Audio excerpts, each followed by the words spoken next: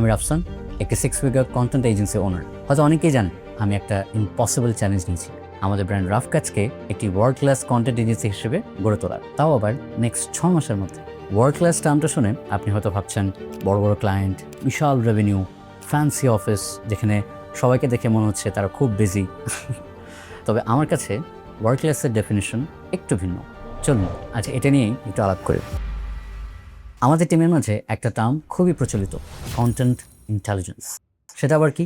আজকাল ভিডিও এডিটররা কিছু trendy effects শিখে এই ইন্ডাস্ট্রিটার খুবই 12টা বাজিয়ে রেখেছে। Irrelevant effects, bad pacing, unnecessary elements, literally যেন visual diarrhoea. But on the other hand, intelligent content মানে যে কন্টেন্ট সেলফ অ্যাওয়্যার, সে তার টার্গেট অডিয়েন্সকে একদম আপন ভাই বোনের মতো চেন, তাদের সাইকোলজি বোঝে, তাদের পেইন পয়েন্টস সম্পর্কে ডিপ পার্সপেক্টিভ রাখে, কি তাদের অ্যাটেনশন ট্রিগার করে অ্যান্ড কীভাবে তা ধরে রাখা যায় এবং কীভাবেই বা তাদের মনে আস্থার জায়গা তৈরি করা যায়। এমন deep research and psychological understanding থেকে যখন একজন এডিটর তার প্রতিটি editing choice, pacing, visuals, sound design, narrative clarity, এই সব কিছু চুজ করে, only then the content becomes intelligent. ধরুন আপনার ক্লায়েন্ট একজন ফিনান্সিয়াল অ্যাডভাইজার, আপনার এডিট দেখে সেই ক্লায়েন্টের যদি মনে হয় যে আরেকজন ফিনান্সিয়াল অ্যাডভাইজারই এডিটটা করেছে, কি দারুণ হয় না ব্যাপারটা?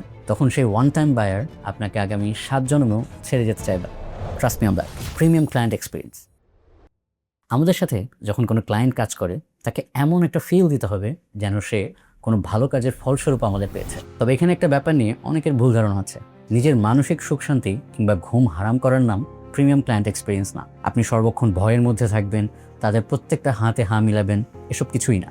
সত্যিকারের প্রিমিয়াম এক্সপিরিয়েন্স আসে ক্ল্যারিটি বা স্বচ্ছতা থেকে। আপনি ক্লায়েন্টের কাছ থেকে কি এক্সপেক্ট করেন অ্যান্ড ক্লায়েন্টও আপনার কাছ থেকে কি এক্সপেক্ট করতে পারে, এ ব্যাপারে একদম ক্লিয়ারলি কমিউনিকেট করা। আর এই যে নিজের পিসকে স্যাক্রিফাইস বা কম্প্রোমাইজ না করে কমিউনিকেট করার যে কনফিডেন্সটা, সেটা আসে কন্টেন্ট ইন্টেলিজেন্স থেকে। আপনি যত ইন্টেলিজেন্ট কন্টেন্ট প্রোভাইড করতে পারবেন, ক্লায়েন্টও আপনার পিস অ্যান্ড হ্যাপিনেসের ব্যাপারে ততটাই সেন্সিটিভ হবে। This brings me to my next point, communication.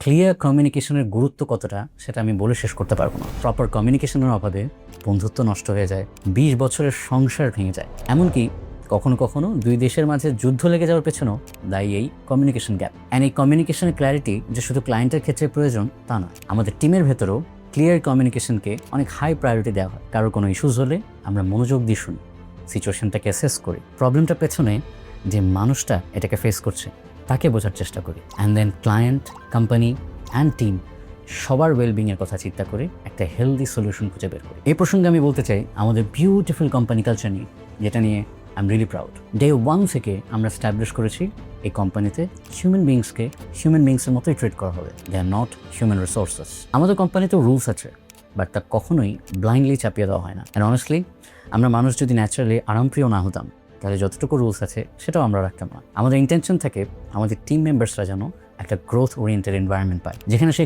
Constantly performance প্রেশারে থাকে না, but at the same time নিজেকে পুশ করার জন্য, আরেকটু বেটার করার জন্য ইন্সপিরেশনও খুঁজে পায়। And high quality lunch, game room, tough sessions, these are all cherries on top. কিন্তু এত কথা বলে কোনো লাভ নেই যদি দিন শেষে আপনি স্যালারির ব্যাপারে কৃপণ হন। স্যালারি, বোনাস অ্যান্ড প্রমোশনের ক্ষেত্রে আমাদের উদারতা একটু আনহেলদি বলা যায়। সো আমার কাছে ওয়ার্ল্ড ক্লাস এজেন্সি মানে শুধু ওয়ার্ল্ড ক্লাস ভিডিওস বানানো না, world class thinking, world class communication and above all একটা ওয়ার্ল্ড ক্লাস কালচার, যেখানে কিছু সুখী মানুষ একসাথে কাজ করছে। কোম্পানি কালচার নিয়ে আমাদের কিছু লং টার্মের গোলস আছে। এই যে ক্যাপিটালিস্ট ওয়ার্ল্ডের ইঁদুর দৌড়ে আমরা সবাই আটকা পড়েছে, 8-9 ঘন্টা ডেস্কে বসে স্ক্রিনের দিকে তাকিয়ে আছে। আমি ভেবে পাই না একটা কনসিয়াস বিইং হয়ে, এত ইভলভড একটা বিইং হয়ে কীভাবে আমরা নিজেদের এত ক্ষতি করে ফেললাম। যেদিন তাদেরকে সপ্তাহে 4 দিনের বেশি ডেস্কে বসতে হবে না, তাদের ফিজিক্যাল অ্যান্ড মেন্টাল হেলথ কোনোভাবেই ওয়ার্ক দিয়ে এফেক্টেড হবে না, হয়তো সেদিনই আমরা ওয়ার্ল্ড ক্লাস এজেন্সির একটা নতুন স্ট্যান্ডার্ড সেট করতে পারবো। পথটা একদমই সহজ না, কিন্তু সহজ পথে